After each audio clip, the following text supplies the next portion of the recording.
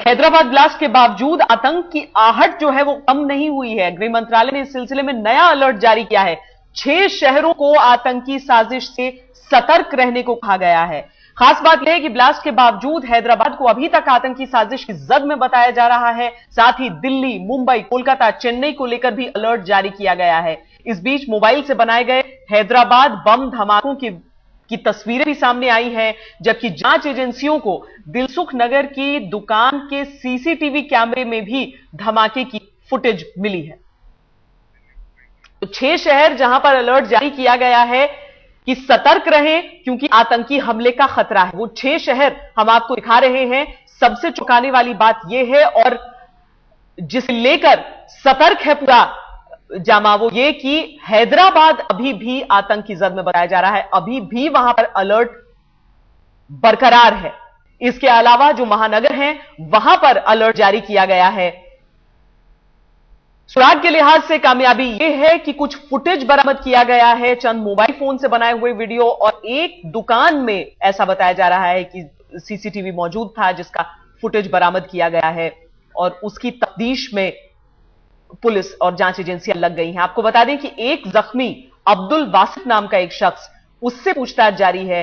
2007 में जब मक्का मस्जिद धमाका हुआ था उसमें भी अब्दुल वासिफ घायल हुआ था और अब जो जांच एजेंसियां हैं वो उसे संदिग्ध के तौर पर देख रही हैं। आईएम के आतंकी मकबूल से भी पूछताछ की जा रही है।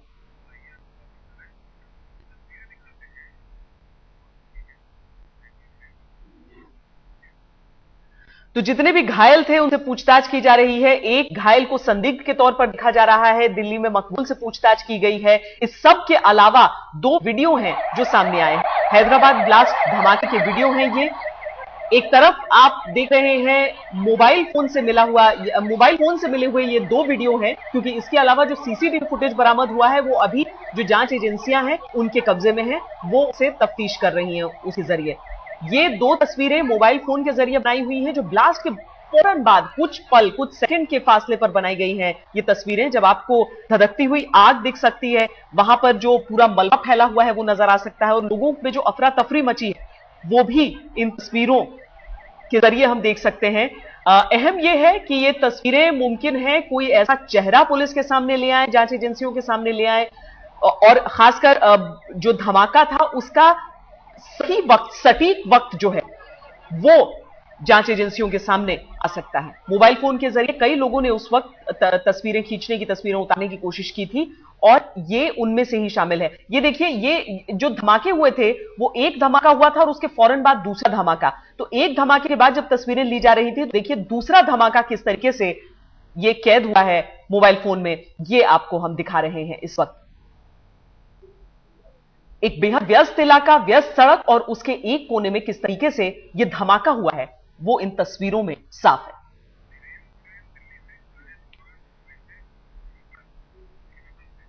तो 6 शहरों में अलर्ट जारी किया गया है। हमारे साथ हमारे संवाददाता अलग अलग शहरों से जुड़ रहे हैं।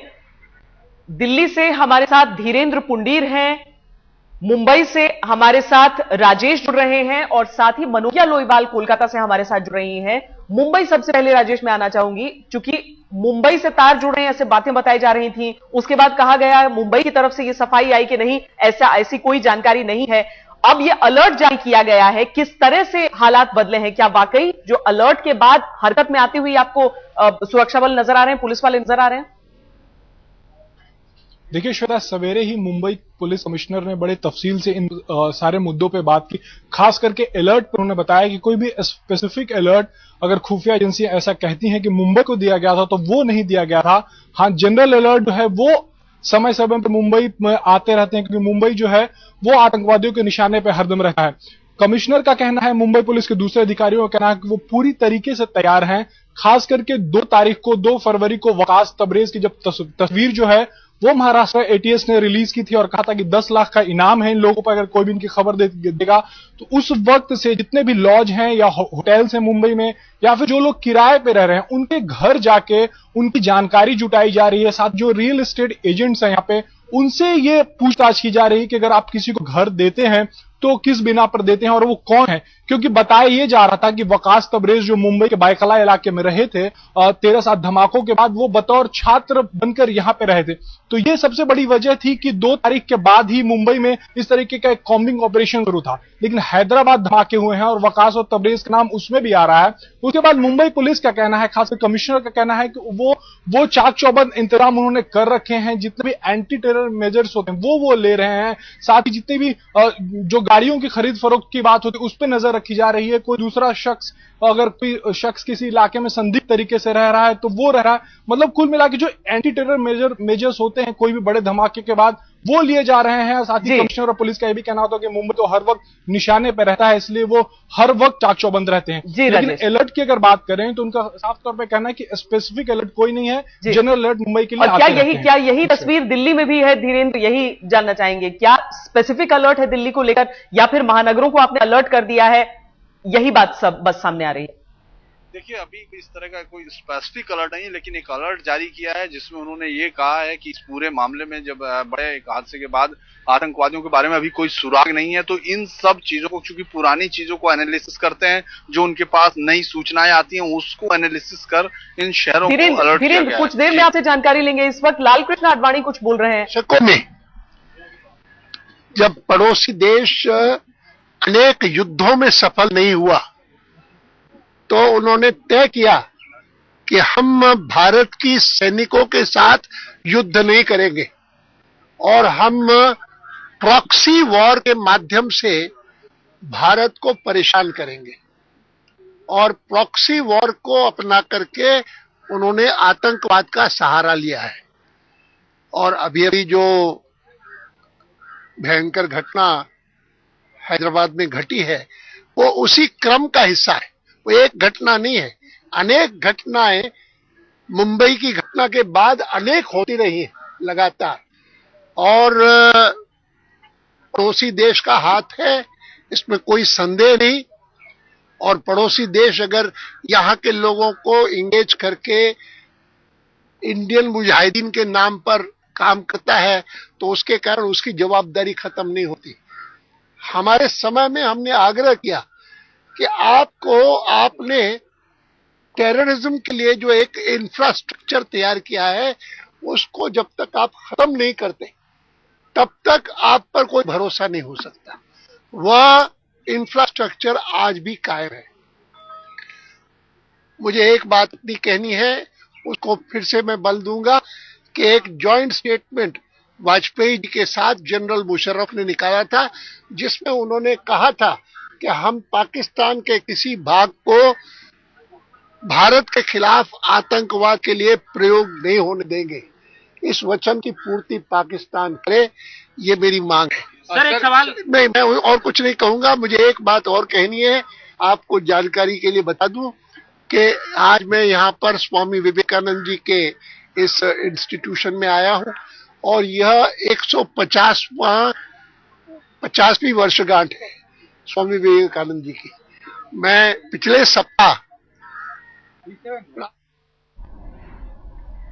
सीधे तौर पर लालकृष्ण आडवाणी ने जिम्मेदार बताया है पाकिस्तान को। कहा है कि पड़ोसी देश की कथनी और करनी में फर्क होता है और यह काफी समय से नजर आ रहा है। इस बार के हमले के लिए भी सीधे तौर पर लालकृष्ण आडवाणी कह रहे हैं कि पाकिस्तान का हाथ इसमें नजर आ रहा है। हमारे साथ हमारी संवाददाता रोहिणी स्वामी भी इस वक्त जुड़ चुकी हैं जो कि हैदराबाद में मौजूद है। लेकिन धीरेन्द्र, आप दिल्ली में जो अलर्ट जारी किया गया है उसके बारे में बता रहे थे। जी देखिए, जिस तरह से ये पूरी इतनी बड़ी वारदात है और उसके बाद आपने देखा होगा कि पूछताछ हुई, मकबूल से पूछताछ हुई। इसके बाद चूंकि आईएम का बहुत बड़ा एक, आप चाहे 2008 का बटला हाउस एनकाउंटर या आईएम का बहुत बड़ा शुरुआती यहाँ काडर रहा है और स्लीपिंग उनके सेल्स भी काफी है। तो इसी सब को देखते हुए एक अलर्ट जारी किया गया है कि सावधान रहने की जरूरत है, एक्स्ट्रा विजिल रहने की जरूरत है। मोस्ट विजिल उन लोगों को कहा गया है कि सारी यूनिट्स जो है वो विजिल रहें और कोऑर्डिनेट करें। ये सब है, चूंकि इन्वेस्टिगेशन अभी जो है आईएम की तरफ है, जीरो इन करने की कोशिश कर रहे हैं। उनके पास कोई स्पेसिफिक इस तरह का नहीं है कि इसने किया, लेकिन उन लोगों ने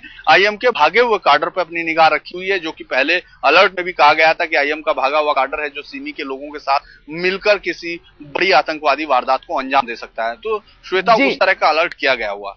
साजिश का सबसे बड़ा सुराग हाथ को लगा है। कुछ तस्वीरें, चंद तस्वीरें मोबाइल फोन से ली हुई एक दुकान में रखे हुए सीसीटीवी के जरिए ये सारी तस्वीरें हाथ तो लगी हैं, लेकिन अहम यह है कि 6 शहरों में अलर्ट जारी किया गया है। और हमारे साथ हमारी संवाददाता अभी जुड़े हुए हैं हैदराबाद से इस वक्त रोहिणी स्वामी, और कोलकाता से हमारे साथ मनोज्ञा लोईवाल जुड़ी हैं। हैदराबाद का हाल जाने उससे पहले कोलकाता का हाल हम आपसे जान लेना चाहेंगे मनोज्ञा, किस तरह का अलर्ट है वहां पर और क्या बदलाव आपको सड़कों पर नजर आ रहा है?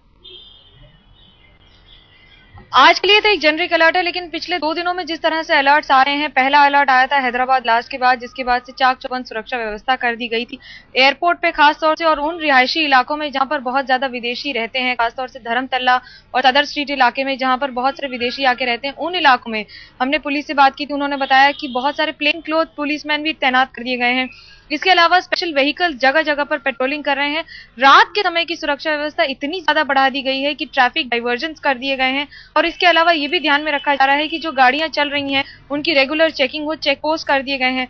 भारत और बांग्लादेश सीमा पर भी पश्चिम बंगाल पुलिस ने सुरक्षा काफी बढ़ा दी गई है, और इसके अलावा ये भी ध्यान में रखा जा रहा है कि इंटरपोल से जितने भी लोग क्रॉस करते हैं, भले ही वो जितनी भी लीगैलिटी और पासपोर्ट के साथ क्रॉस करें, उन पर बहुत ज्यादा नजर रखी जा रही है। तो कुल मिलाकर पश्चिम बंगाल बॉर्डर पर, उसके साथ साथ उत्तर बंगाल में, क्योंकि वो उसकी प्रॉक्सिमिटी बहुत ज्यादा नेपाल और बांग्लादेश और भूटान से है, उन सब इलाकों में बहुत ज्यादा नजर रखी जा रही है। और कोलकाता में तो एयरपोर्ट और हावड़ा स्टेशन और सियादा स्टेशन पर तैनात करी बहुत सारे सुरक्षा कर्मी अतिरिक्त तैनात कर दिए गए हैं। जरूरी भी है मद्देनजर कि इस तरह का अलर्ट जारी किया गया है। रोहिणी, हैदराबाद में जो अलर्ट जारी किया गया है वो एहतियातन है, या फिर जिस तरह से इंटेलिजेंस इनपुट दिलसुख नगर को लेकर काफी समय से बताया जा रहा था कि बहुत ज्यादा स्पेसिफिक थी, इस बार भी चंद इलाकों के बारे में इस तरह की चीज है?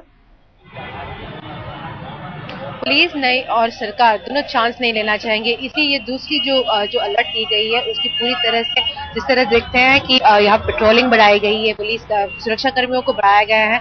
जहाँ पर मैं खड़ी हूँ दिलसुख नगर, यहाँ पे भी बहुत ज्यादा सुरक्षा कर्मियों को बढ़ाया गया है। इसके साथ साथ इन्वेस्टिगेशन 3 अलग अलग तौर पे हो रहे हैं। एक तो सीसीटीवी फुटेज, मोबाइल फुटेज जितने भी मिल रहे हैं वो सब पुलिस अब उसकी तफ्तीश कर रही है। इसके साथ लोगों के बीच में बातचीत किया जा रहा है।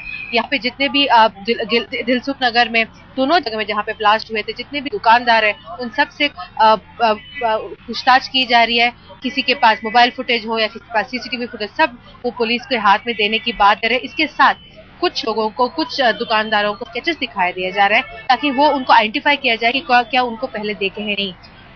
सबसे अहम बात, जो सीसीटीवी फुटेजेस मिल रहे हैं उनमें से थोड़ी बहुत सबसे ज्यादा तो उसमें धुआं ही दिखाई दे रहा है, बट जितने भी मिल रहे हैं पुलिस उसकी एक फ्रेम उनको देख के क्या उनको आइडेंटिफाई कर सकते हैं, किसी के उसमें कोई किसी को भी आइडेंटिफाई कर सकते हैं, उसकी कोशिश में है पुलिस। हमने सूत्रों से ये पता चल रहा है कि जो सिर्फ हैदराबाद सिटी ही नहीं बल्कि सिटी के आसपास आउटस्कर्ट्स में भी बहुत ज्यादा उसके यहाँ पे सुरक्षा कर्मियों को तैनात किए गए हैं। इसके साथ जो लोगों की हर जगह पे 200-300 मीटर पे यहाँ पे नाकाबंदी लगा रखे है, सबकी चेकिंग होती है। कहीं पे किसी के ऊपर शक भी हो, उनकी पूरी तरह से उसकी गाड़ी, उनका नंबर, उनका पासपोर्ट या उनका ड्राइविंग लाइसेंस सब चेक किया जा रहा है।